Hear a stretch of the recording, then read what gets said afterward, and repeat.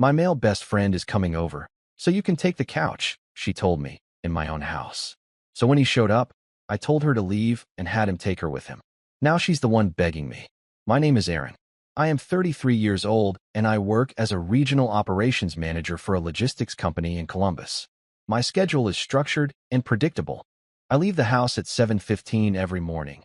I am back by 5:30 most nights, and I handle most of the bills because I prefer knowing where everything stands. The house is mine. I bought it 4 years ago after a promotion, before I ever met her.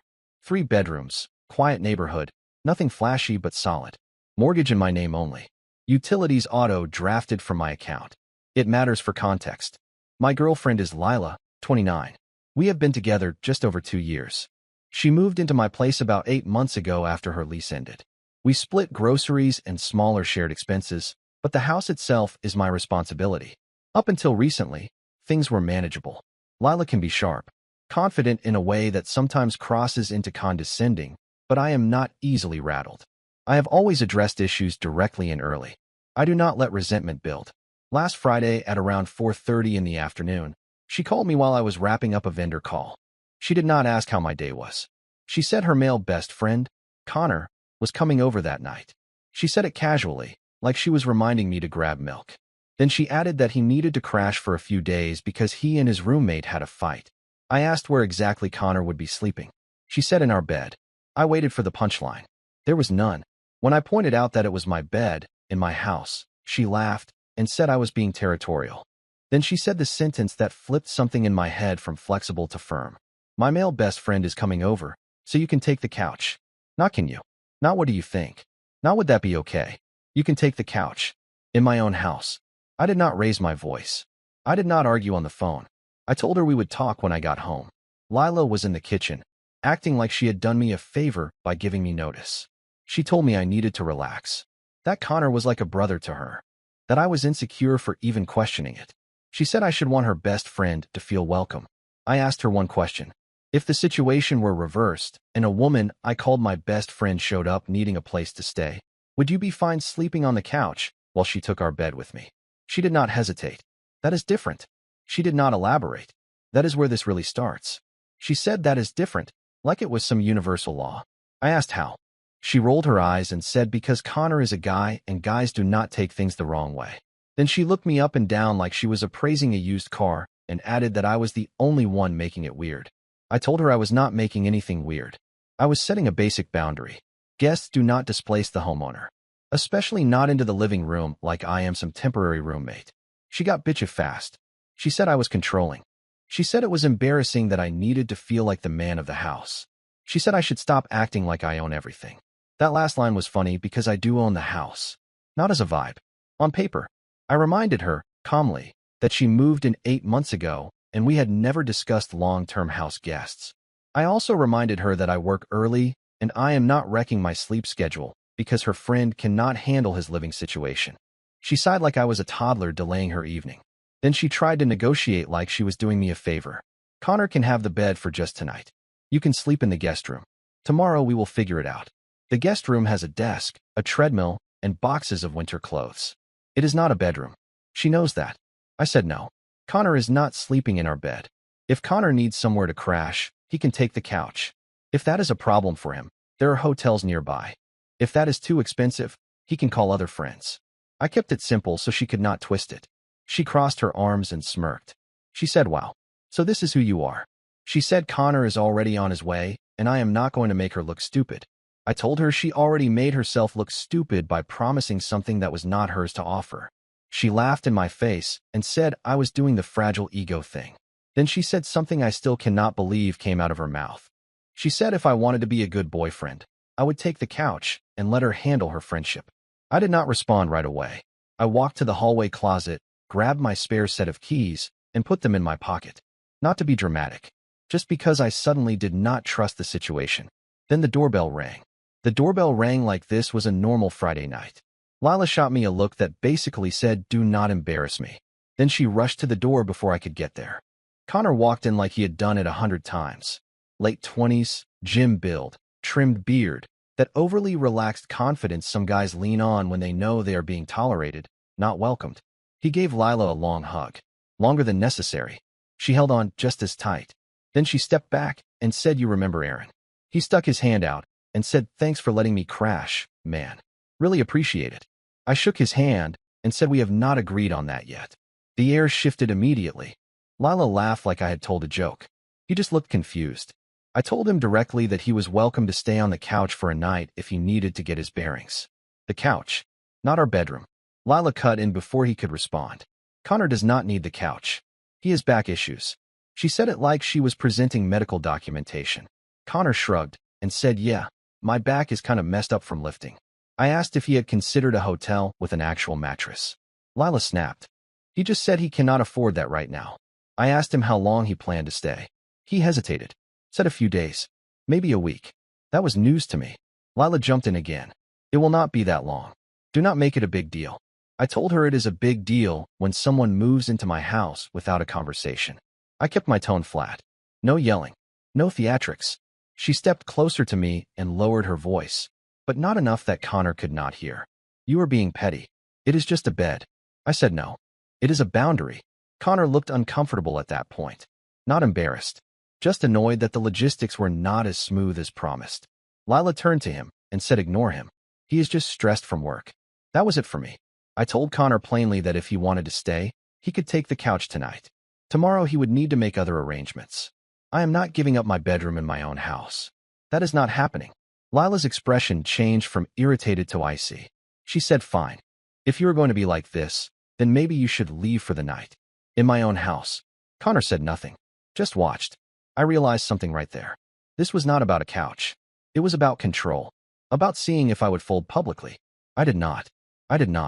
Lila stared at me like she expected me to fold. Like every other time she had pushed, and I had chosen patience over escalation. Connor shifted uncomfortably near the entryway. He was starting to realize he had walked into something he was not prepared for. Lila crossed her arms and said, "If you cannot handle my friendships, maybe you should rethink being in a relationship with me." That was the cleanest opening she could have given me. I said, "I already have." Silence. She blinked. I continued, steady and clear. "This is not about handling your friendships. This is about you volunteering my bedroom in my house and telling me to take the couch. That tells me exactly where I rank." She scoffed and said I was being dramatic. I walked past both of them and opened the front door. "You both need to leave. Now." Connor immediately picked up his duffel bag. No resistance. No chest puffing. Just compliance. That alone told me he knew this situation was out of bounds. Lila did not move. "You cannot just kick me out." I corrected her calmly. "I am not kicking you out into the street. I am ending this relationship and asking you to leave my property tonight. You are not on the mortgage. You are not on the deed. We are not married. This is my house." Her face shifted from anger to something closer to panic. "You are seriously breaking up with me over this?" "No. I am breaking up with you because you tried to assert control in a house you do not own and dismissed me in front of another man." Connor was already on the porch. I stepped aside and held the door open. Lila grabbed her purse but stayed planted for a second longer, trying one more angle. "So that is it. 2 years gone because you cannot share a bed for a few nights." I said no. 2 years gone because you do not respect me. That ended it. She walked out. I locked the door behind them. Then I did something practical. I removed her access to the garage opener from the wall unit, disabled her keypad code, logged into the home security app, and removed her profile. Then I called a locksmith and scheduled a rekey for first thing in the morning. Not dramatic. Preventative. She texted me 23 minutes later. "You are overreacting." I did not respond. An hour after that, "Connor says you embarrassed yourself." Still no response. Then just before midnight, "Can we talk?" I turned my phone face down on the kitchen counter. For the first time in 8 months, I slept in my own bed without negotiation. I woke up at 6:10 the next morning out of habit. For a few seconds I forgot what had happened. Then I noticed the closet door was half open and the side where her clothes used to hang looked lighter. Cleaner. No tension in the room. No passive-aggressive silence. Just space. My phone had 9 notifications. All from her. The tone shifted overnight. "You are blowing this up." Then, "I cannot believe you would do this to me." Then, "Connor says you were threatened." Then, "Are you seriously choosing your ego over me?" Then around 1:30 a.m., "Please just talk to me." And finally at 2:07, "I love you. Do not do something you cannot undo." I read all of them once. No emotional spike. Just confirmation. Every message reframed the situation as my failure, my ego, my insecurity. Not once did she say I crossed a boundary. Not once did she say I should not have told you to take the couch. That told me everything I needed. I made coffee, sat at the kitchen table, opened my phone settings. I did not send a long explanation. I did not argue point by point. I did not threaten or insult. I blocked her number. Then I blocked her on every platform we used. Instagram, Facebook, even LinkedIn. Not out of spite, out of clarity. If I end something, I end it clean. About 20 minutes later, my phone lit up with an unknown number. I let it go to voicemail. It was her. She sounded less confident, more frantic. She said blocking her was immature. That adults talk. That I owed her that much after 2 years. I deleted the voicemail. Then I blocked that number too. At 9:15 a.m., the locksmith showed up. I had the front and back door rekeyed. I collected every spare key I knew existed and replaced the garage remote. Again, not dramatic. Practical. Around noon, there was a knock on the door. I checked the camera feed first. It was her. Alone this time. She looked tired. Not polished like the night before. I did not open the door. Instead, I spoke through the intercom.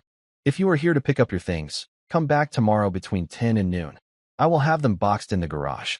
She said, you are really going to hide behind a camera? I said no. I am enforcing a boundary. She stood there another minute like she expected me to cave if she waited long enough. I did not. Eventually she left. That was when it actually felt final. Blocking her was not anger. It was insulation. I spent Saturday morning doing something deliberate. I boxed her things. Not angrily. Not throwing anything. I used proper moving boxes from the garage. Folded her clothes. Wrapped the framed photos in bubble wrap. Put her shoes together in pairs. Even separated her work stuff from casual things so she would not have to dig through everything later. I was not trying to hurt her. I was closing a file. Around 10:40 a.m., she texted from another unknown number. I am outside. I checked the camera. She was there. Connor was in the passenger seat of his car this time. That detail did not surprise me. I opened the garage door, but not the front door. Her boxes were stacked neatly near the wall. I stepped out just enough to speak clearly. Everything that is yours is here. If I missed anything, text me a list and I will arrange pickup through a third party. She looked at the boxes, then at me. You packed everything? Yes. She seemed almost offended that I had not left a mess. Connor stayed in the car, watching. She crossed her arms. You are really going to end this over something that stupid? I said no. I ended it because you showed me exactly how you see me. The couch comment was just the reveal. She tried a new tactic. I was stressed. Connor needed help. You could have just supported me for one night. I answered calmly. Support does not look like displacement. Support does not look like public dismissal. If you had asked, we would have discussed it. You told me what I was going to do in my own house. Her jaw tightened. So you are perfect now? No. I just know what I will not accept. Connor finally got out of the car, walked over, and grabbed 2 boxes without saying a word. That told me something else. He was not here to fight for her. He was here to help her relocate. She lingered. You are going to regret this when you calm down. I shook my head. I am calm. That seemed to frustrate her more than anger would have. She picked up the last box, then paused. You blocked me. Yes. That is childish. No. It is final. She stood there like she wanted a bigger reaction. Some sign I was hurting more than I was showing. I was not smiling. I was not smug. I was steady. After a few more seconds, she walked back to the car. They drove off without another word. I closed the garage door slowly. The house echoed differently now. Not empty. Clear. I expected the silence to last at least a week. It lasted 12 hours. That night around 9:30, my doorbell camera pinged my phone again. It was not her. It was her sister. Alone. She looked uncomfortable, just standing on the porch. I did not open the door. I used the intercom. Can I help you? She sighed and said Lila is not doing great. I did not respond immediately. She continued. She says you embarrassed her. That you overreacted and made Connor feel unwelcome. I said he was unwelcome. There was an awkward pause. Her sister shifted weight and tried a softer tone. She told me Lila really thought you would just give her the bed because you love her. That sentence actually clarified something. I answered carefully. Love is not compliance. She looked like she did not expect that answer. She said Lila is saying you blindsided her. That couples work through things instead of just ending it. I leaned back against the wall inside the house, still speaking through the system. Couples work through disagreements. They do not work through unilateral disrespect. Her sister tried one last angle. She says Connor is just a friend, that you made it something ugly. I replied calmly. It was not about Connor. It was about being told where I sleep in my own house. That seemed to land. The sister exhaled. She said Lila thought you would cool off. I said I am not heated. Another pause. Then the question I was waiting for. Is there any chance you would talk to her? I said no. Not maybe. Not later. No. Her sister nodded slowly. I will tell her. I added one more thing before she walked away. Please tell her not to send people to my house. This is over. She gave a small nod and left. I checked the camera feed as she got into her car. No Connor this time. Just her. That told me something too. By Monday morning, I had already removed her from the shared streaming accounts, changed the Wi-Fi password, and updated my emergency contact at work. Again, not dramatic. Administrative. I expected anger next. What I did not expect was begging. The begging started Tuesday afternoon. Not from her number. From an email. Subject line just said please. I almost deleted it without opening it. I did open it. It was long, structured like an argument brief. She said she had been overwhelmed. That Connor had manipulated the situation. That she felt pressure to prove she was a good friend. That she panicked when I pushed back. Then she shifted. She said she felt unsafe in the relationship because I ended things too quickly. That part stood out. Unsafe. Because I refused to take the couch in my own house. I read the whole message once. Slowly. Not one sentence said I should not have told you to leave. Not one sentence said I crossed a line offering your bedroom. It was all framed as stress, miscommunication, pressure. Then the line that explained everything. I did not think you would actually choose yourself over me. There it was. That was the miscalculation. I did not respond. Instead, I created a rule in my email filters and sent anything from her address straight to archive. Around 7 p.m., there was another knock at the door. I checked the camera. It was her. Alone. No makeup. Hair tied back. Not polished. Not combative. I did not open the door. She stood there for almost a full minute before speaking toward the camera.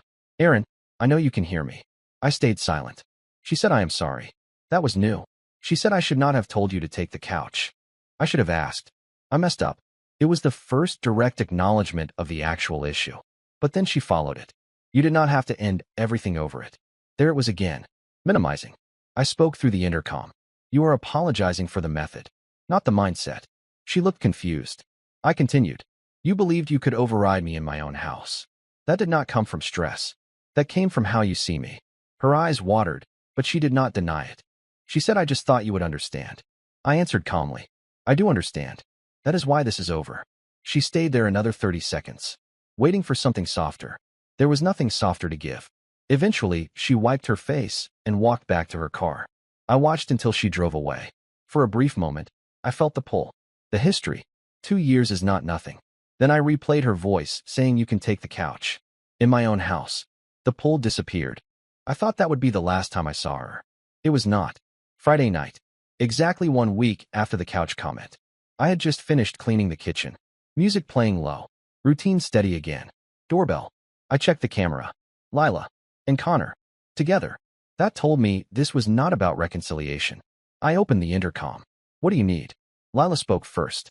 We just want to talk like adults.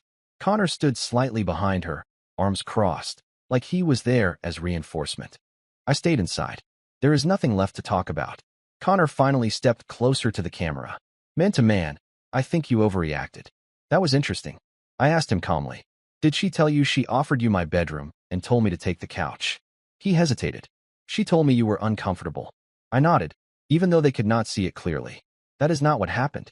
Lila cut in quickly. You are twisting it. No, I am clarifying it. Connor looked at her now, not me. That shift was subtle but important. I continued.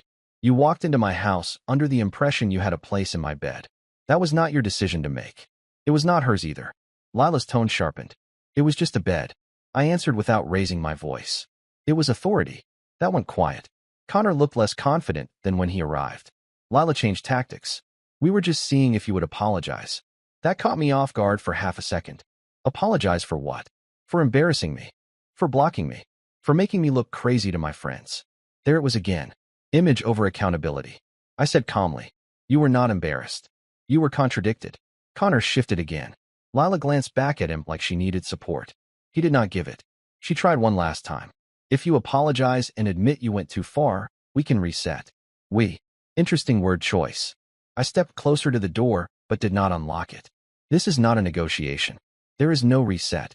I will not apologize for enforcing a boundary in my own house. Connor exhaled slowly. Lila's face hardened. So that is it. Yes. No anger. No shouting. Just yes. They stood there another few seconds. Then Connor walked away first. Lila lingered 1 second longer. You are going to end up alone if you cannot bend. I answered evenly. I would rather be alone than displaced. She did not have a response to that. They left. I locked the door. And this time, I knew it was done. It has been 3 months. No surprise visits. No new numbers. No emails slipping through filters. She tried once more through a mutual friend about 2 weeks after that last porch conversation. The message was simple. She says she is willing to admit she pushed too far if you are willing to meet halfway. I did not respond. Meet halfway implies shared fault. There was none to share. I did not end a relationship over a couch. I ended it over a power test. Over being told, not asked. Over being minimized in my own home in front of another man. The couch was just the setting. The real issue was hierarchy. In the weeks after, I rearranged the bedroom, moved the dresser, changed the bedding. Small things. Not symbolic. Practical. Reset the space. Friends asked what happened. I told them plainly. She told me to take the couch in my own house so her male best friend could have the bed. Every single person paused at the same point. In your own house. Yes. Nobody argued with the outcome. The more distance I had, the clearer it became. That comment did not come out of nowhere. It came from a pattern. Small dismissals. Subtle public corrections. Decisions framed as done deals. I had ignored them because they were minor. Until they were not. I do not hate her. I do not think she is evil. I think she believed she could lead, and I would follow. That I valued peace more than position. She miscalculated. Last week, I ran into Connor at a coffee shop. Pure coincidence. He saw me first. Walked over. Said, man, that night got blown out of proportion. I asked him one question. If someone told you to sleep on the couch in your own house so another guy could take your bed, what would you do? He did not answer immediately. Then he nodded once. Yeah, that was enough. I left it there. The house is quiet now. Predictable again. No negotiations over where I sleep. No tests disguised as favors. Just structure. Ownership. Calm. And if I ever hear you can take the couch again, it will be from a guest in my house. Not from someone who forgot whose house it was. Because cutting weight for fighting, I don't know if you know about this, but they have to weigh in at a certain weight class, and essentially what they do is radically dehydrate themselves 24 hours before a fight, which is not a great idea. It's a terrible idea. So Perplexity says it is generally safe to drink distilled water. Most people do not need to add minerals to it as long as they eat a reasonably balanced diet. Right. Distilled water is simply water that's been boiled and condensed, so it's very low in contaminants and minerals. Health sources note that it is safe to drink, but tends to taste flat because minerals like calcium, magnesium are removed. What about minerals? You get the vast majority of needed minerals, calcium, magnesium, potassium, etc., from food, not water. So distilled water alone does not usually cause deficiencies in healthy people with a good diet. However, some organizations and reviews point out that long-term use of very low mineral water may slightly reduce mineral intake. And in specific groups, children, heavy exercisers, there we go, people with certain illnesses could contribute to electrolyte imbalance if diet is poor. So when might adding minerals help? Distilled water is humane or only drinking water and your diet is low in fruits, vegetables, and other mineral-rich foods. Adding a pinch of mineral salt or using a remineralization cartridge, that sounds terrible. Cartridge sounds like plastic, right? Or drops can help restore small amounts of calcium, magnesium, and electrolytes and improve taste. Athletes who sweat heavily, people with kidney or hormonal issues affecting electrolytes, and those on very restricted diets should be more cautious about relying exclusively on distilled water and may benefit from electrolyte or mineral replacement as advised by a clinician. I recommend people take electrolytes anyway. Mm-hmm. I always add electrolytes to water. Mm-hmm. Every day. Here's a funny anecdote. We have a cat. And what's your cat's name? His name is Archie. Archie. Archie. And Archie patrols the house and steals our water whenever possible. He comes and drinks from our glasses unless we cover them up. So I think Archie probably likes your water because it doesn't smell like poison to him. He loves our water. And he has the choice of his own water, which comes out of the tap, and he will 100% prefer our distilled water. Which makes sense. If you think about a cat's sense of smell, it's got to be off the charts. Yeah. So he can probably smell like this water's got a bunch of junk in it. And when you do the process, which Stephen does, every other day, and he goes to clean the container that you put the water in, it stinks. It really stinks. You would be shocked. Wow. Well, we have a crazy filter at our house. We have well water, and then we have this crazy filter, this giant machine that filters all the water. It tastes delicious, but it's not distilled. I'm not saying that that's you shouldn't distill. That's an alternative. I mean, sorry, you shouldn't filter. That's an alternative. But I'm just saying what we chose to do in our house. Yeah. And so the distilling, it removes chlorine and all these other issues that are in the water as well. Yep. Yeah, and Everything. fluoride, everything. Yeah, fluoride is another one that's bananas that we add to water under the guise that it helps your teeth. Like, shut up, brush your teeth. Yeah. I don't have any cavities. I don't use fluoride. I have fluoride-free toothpaste. Yeah. I don't have fluoride in my water. Yeah. It's dumb. It's not just dumb. It's completely connected to lower IQs. There's a direct correlation between higher fluoride content in water and lower IQs. But there's a giant business involved in selling fluoride to these municipal water supplies. I know. Which is nuts. More poison. Like, And then we there's are so screwed up. Chlorination. Yeah. And I've studied, for years, I studied chlorination byproducts, and they cause miscarriage. So it's got to be terrible for people that swim a lot in public pools, right? Yeah. Because then it's being absorbed by your skin. I don't know how much exposure you get in the relatively short time you're swimming. Let's find I don't out. know. Yeah. Let's find out. Put that into perplexity. How much of an issue is chlorine exposure in swimming pools? Let's find out. We don't know. We're learning so much. I like this little science. I feel like that's not, that question's going to get tossed around here by perplexity because it could go multiple ways with it. Like, is there too much chlorine? Like, what are you, like, you know what I mean? Right. Okay, let's say, is chlorine exposure in swimming pools a health concern? Yeah, that's good. There we go. Let's try that. I bet it is.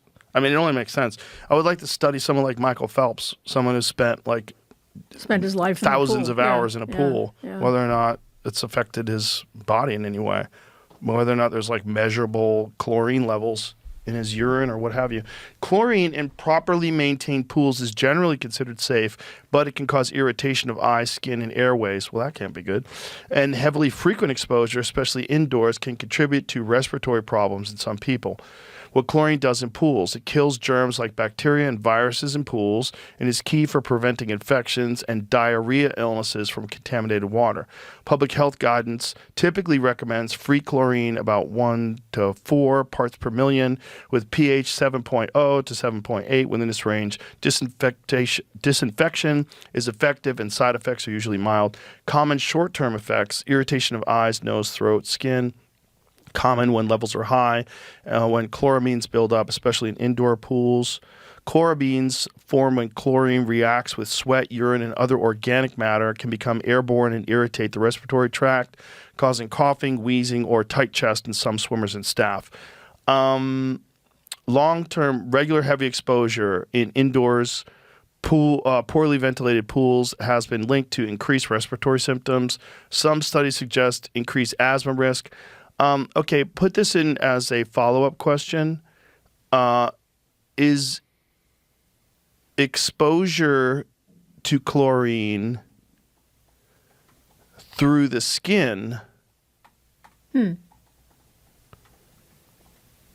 responsible for any health issues? Let's just through the skin. See if there's any studies on that. Chlorine getting into the body through the intact skin from pool water does not appear to cause systemic whole body health problems in otherwise healthy people. Its effects are almost entirely local to the skin itself.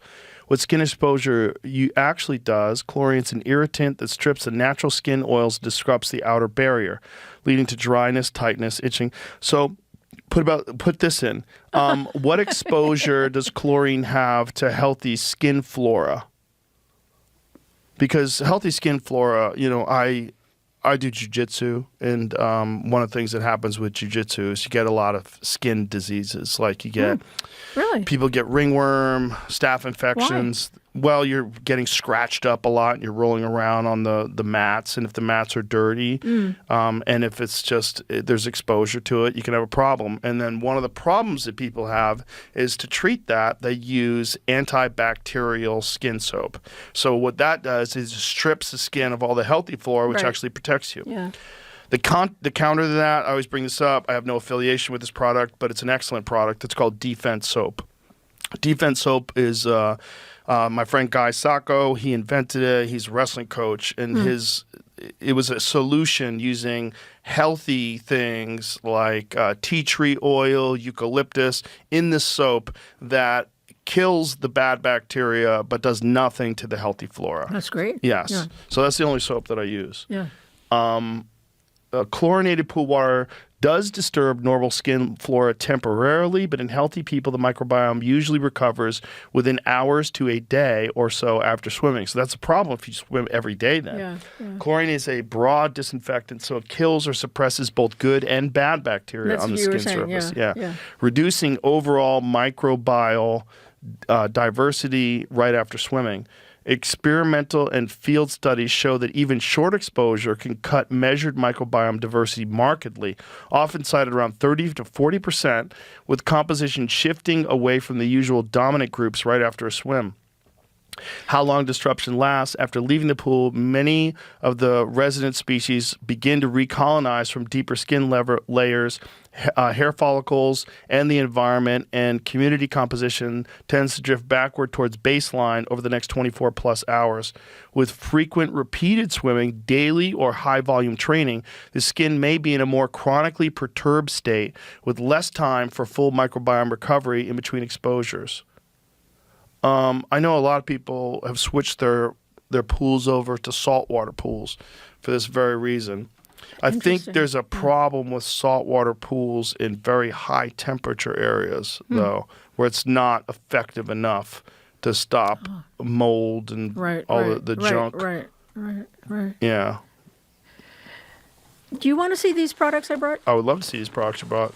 Here you go.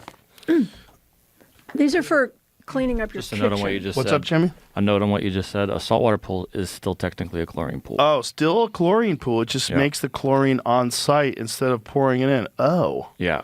Salt systems work. Pool is ordinary salt, sodium chloride dissolved in the water, usually around 2,700 to 3,400 parts per million, which is about 1/10 the salinity of the ocean, and close to body fluid levels. The water passes through an electrically charged salt cell, which uses electrolysis to convert some of that salt into active chlorine, mainly hypochlorous acid and sodium hypochlorite, that sanitizes the pool. After chlorine does its job, it ends up back as chloride, and the cycle repeats, so you keep generating chlorine as long as the system runs and there's enough salt. What's different from your standard chlorine pool, you still have free chlorine in the water at typical pool levels, about 1 to 4 parts per million. The difference is the source, salt generator versus liquid tablet chlorine, not the sanitizer itself. Most people find salt pools a bit gentler, the water feels softer, and continuous low-level generation can mean fewer chloramines, less smell and irritation if the system is sized and maintained correctly. Interesting. Okay, so it's still chlorine. So it still probably disturbs your microbiome, which sucks. This episode is brought to you by Intuit TurboTax. April 15th is coming fast. There's been so many tax law changes this year, which means you're going to need an expert who has your back. You're in luck. TurboTax now has in-person locations nationwide. Walk into their tech-enabled stores and meet face-to-face with a TurboTax full-service expert who will get your best outcome. Your expert works to get you every dollar you deserve while updating you as you go about your day. Head to TurboTax.com to find a store near you. Sealed. So should I open it? Should be open. Well, No, it's not. It's sealed. It's tight. What do we got in here? A lot of stuff. so in the movie, you'll see that I came to the homes of the participants with a big box, about this big. Mm-hmm. So this is obviously a very small part of that. Okay. Yep. This is just part of your kitchen. These are bags that are safe, oven, freezer, microwave. It's called zip top. Yeah, they're silicone. They're made of silicone. Oh, okay. Yeah. So silicone's okay. Silicone, there is food grade silicone. Okay. And that is Like spatulas. yeah. Those are okay. And food grade silicone is free of phthalates and bisphenols, so you can use that. Oh, this is a lot thicker. This is like a lot thicker, yeah. Yeah. And so this is reusable? Is that the idea? Absolutely. And you just put your food in the fridge in that instead of in a... So you can buy these things? This company, Zip Top, do they make them specifically for that reason? Yeah, I'm sure. Yeah, there's one of many companies that makes... So this is essentially like a Ziploc bag, exactly. but it's way thicker. Yeah. Kind of cool. And so they make these larger as well, so you can... Okay. There are a lot of good alternatives.